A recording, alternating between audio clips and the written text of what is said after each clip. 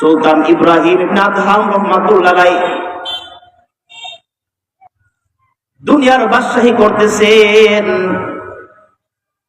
আল্লাহ তাআলা চাইছেন তার এই বান্দারে নিজের দিকে আকৃষ্ট করবেন, আল্লাহর বানায় নিবেন, আল্লাহর বন্ধু বানায় নিবেন। সুলতান ইব্রাহিম ইবনে আদহাম রাহমাতুল্লাহ আলাইহি নিশ্চিন্তে বলখের বাদশাহী করতেছেন, কিন্তু তার রবের সঙ্গে সম্পর্ক নাই। রাসূলের মহব্বত তার ভিতর নাই, সুন্নতের মহব্বত নাই, দুনিয়ার ধন সম্পদের মহব্বত তার ভিতরে ছিল। আল্লাহ আল্লাহ জিকিরের মহব্বত নাই, কুরআন কারীমের মহব্বত নাই। কবরের বই তার ভিতর ছিল না, আখিরাতের বই তার ভিতর ছিল না।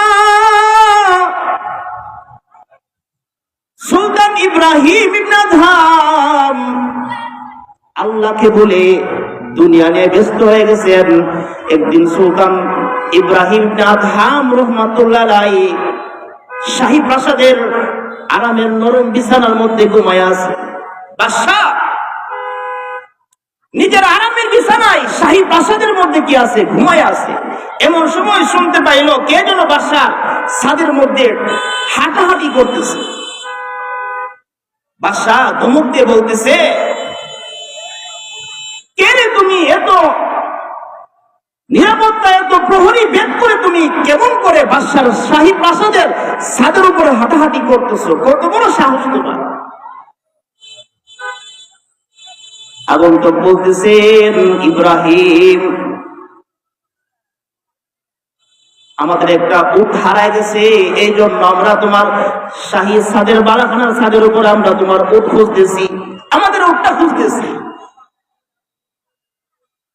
ইব্রাহিম ইবনে আদহাম বাদশাহী মেজাজে বলল, বেকুফ, উট তালাশ করার মধ্যে আর জায়গা পাও না?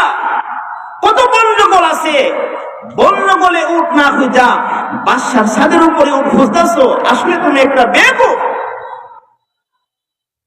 আগন্তুক বলতেছেন, ইব্রাহিম, বন জঙ্গলে উট তালাশ করার পরিবর্তে যদি বাদশার ছাদের উপরে উট তালাশ করার কারণে বেকুফ হয়, এর চেয়ে বড় বেকুফ হলা তুমি। তোমার আল্লাহ বানাইছে তার গোলামির জন্য। এর ইব্রাহিম, তোমারে তোমার মালিক বানাইছেন তার পছন্দের বন্দেগী করার জন্য। তুমি তার পছন্দের বন্দেগী বইলা বলকের বাদশাহী চালাইতেছো, বাদশাহী করতেছো। বলো না আমরা বেকুফ নাকি তুমি বড় বেকুফ? তুমি সবচেয়ে বড় বেকুফ। তোমার আল্লাহ বানাইছে তার গোলামির জন্য, তার জিকিরের জন্য, গুনাহমুক্ত জিন্দেগির জন্য। তুমি এই সব বাদ দিয়ে বলকের বাদশাহী নিয়ে চালাইতেছো, আরামে জিন্দেগি করতেছো আখিরাত বলে। তুমি কি আসলে বেকুফ? ক্ষণস্থায়ী জিন্দেগির জন্য তুমি এত কিছু করতেছো, চিরস্থায়ী জিন্দেগির জন্য তুমি কি করতেছো? আমরা বেকুফ না, তুমি বেকুফ। এই কথাটা বলার পরে ইব্রাহিম ইবনে আদহাম রাহমাতুল্লাহ আলাইহি আগন্তুকের এই কথাটা শোনার পরে তার কলিজার ভিতরে একটা ধাক্কা খাইছে। হায়রে, আগন্তুক কি বলল? আসলে তো আল্লাহ তাআলা আমারে বানাইছে তার বন্দেগীর জন্য। আল্লাহ তাআলা আমারে সৃষ্টি করেছেন তার বন্দেগীর জন্য। মুহাব্বত ভালোবাসার একটা জিন্দেগির জন্য আল্লাহ তাআলা আমারে বানাইছেন। আমি দুনিয়ার বাদশাহী নিয়ে ব্যস্ত আছি। ইব্রাহিম